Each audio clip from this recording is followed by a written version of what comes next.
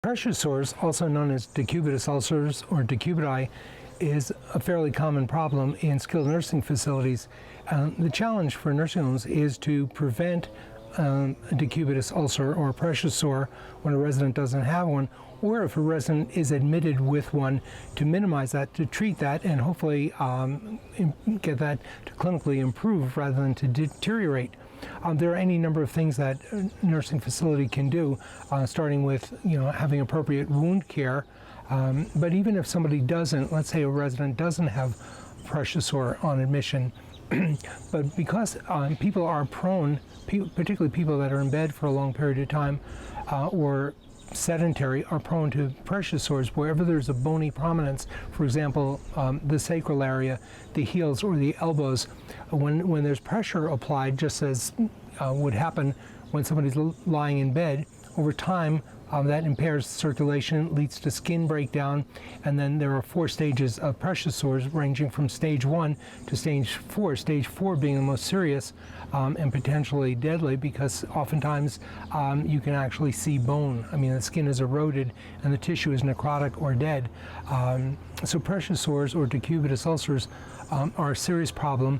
The challenge for facilities, as I said, is twofold. If a resident doesn't have pressure sores on admission, to do everything possible, starting with a wound assessment, which everybody should have on admission to a nursing facility and as often as necessary, so that appropriate measures can be taken to prevent that. For example, there are pressure relieving mattresses. There are heel elevators, so if it's likely that a resident might develop pressure sores on their heels, there's a simple device. In fact, it doesn't even cost anything. A facility could roll up a towel and put it behind the ankle just to keep the pressure removed where a heel would otherwise be in contact with the sheets.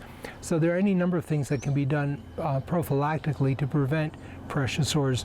If a pressure sore develops, or if a resident has a pressure sore, adequate documentation is always necessary in healthcare to demonstrate the facility has done everything possible.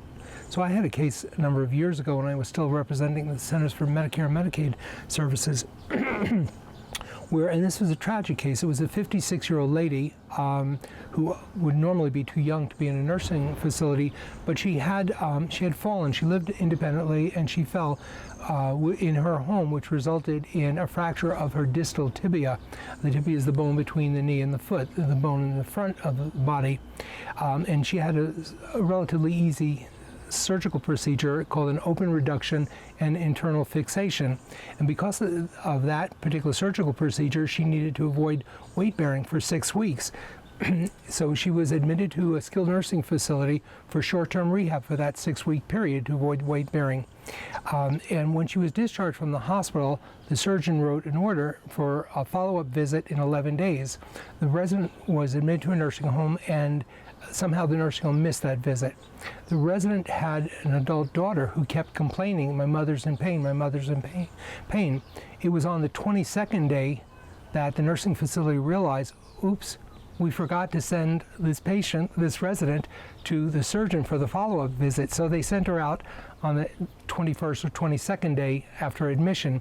When the surgeon removed the bandage that he put on after the surgery, 21 days earlier, he saw that the leg was infected. There was a condition known as cellulitis.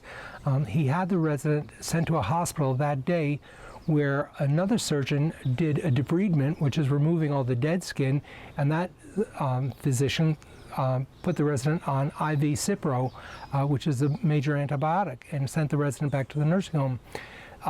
The resident went back to the nursing home that same day with the intravenous Cipro running and still complained of pain, and the facility didn't do anything for several days. And then when they realized that the resident was getting worse, not better, they sent the resident to a hospital where the resident's leg was amputated, and unfortunately this 56-year-old lady died while in the hospital.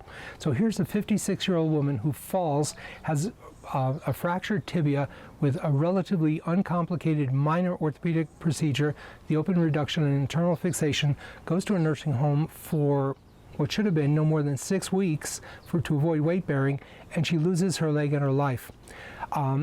At that time, I represented the federal agency that oversees nursing homes, the Centers for Medicare and Medicaid Services, or CMS. CMS imposed a fine on the nursing facility, and the nursing facility appealed it, and which surprised me because it seemed like a slam dunk. There was no question there was negligence, at least in my mind.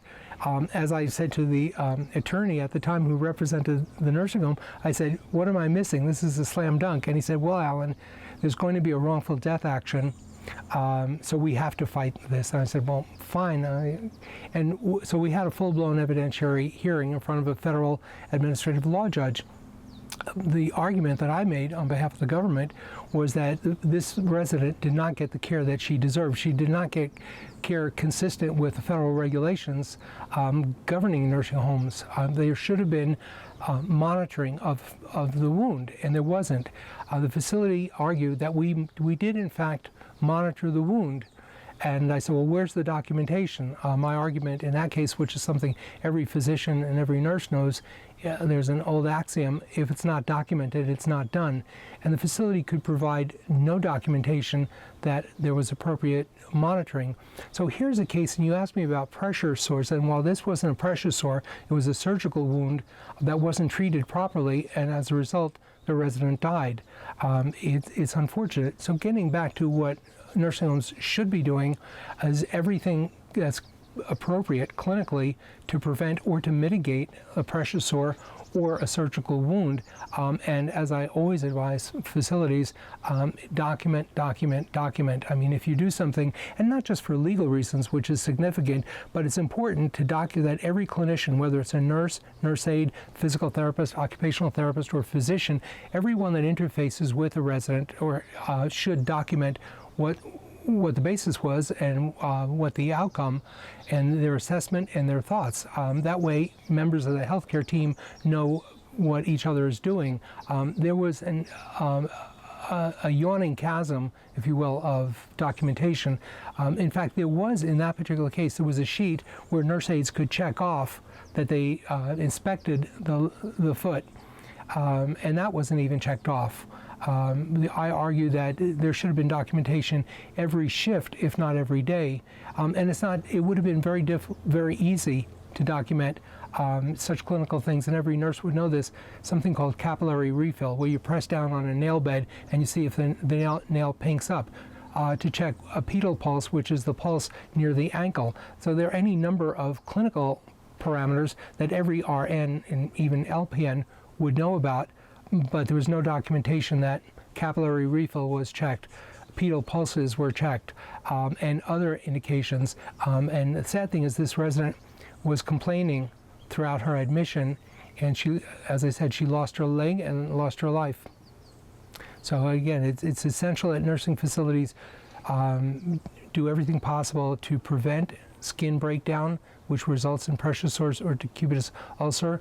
And when a resident has a pressure sore, that the facility do everything conceivable to mitigate that and promote its healing. And that includes a proper wound care, wound assessments by a trained wound physician and wound care nurse.